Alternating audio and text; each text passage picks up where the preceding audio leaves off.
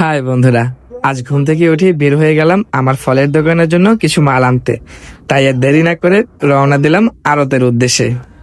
তো বন্ধুরা, ভিডিওটি দেখতে থাকুন। এখন বাজে সকাল 8টা, আর রাস্তাঘাট এখনো বেশ শান্ত। আর সবচেয়ে বেশি ভালো লাগতেছে যে সকালবেলা একটা ঠান্ডা ঠান্ডা যে শরীরে বাতাস লাগতেছে, এটা ভালো কিছু অনুভূতি দেয়। আর আমি যাচ্ছি বুড়িগঙ্গা নদীর পাড় দিয়ে। সকালবেলা নদী আর লঞ্চগুলো দেখতে খুবই ভালো লাগলো। পৌঁছে গেলাম সবজির আড়তে। চারিদিকে টাটকা কত রকমের সবজি।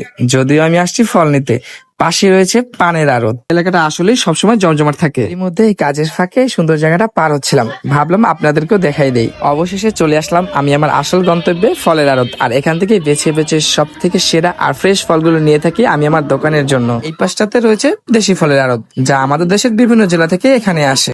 তো বন্ধুরা, আড়তের ভিতরে এসে দেখি আজ বিদেশি ফলের গাড়িগুলো খুব কম আসছে।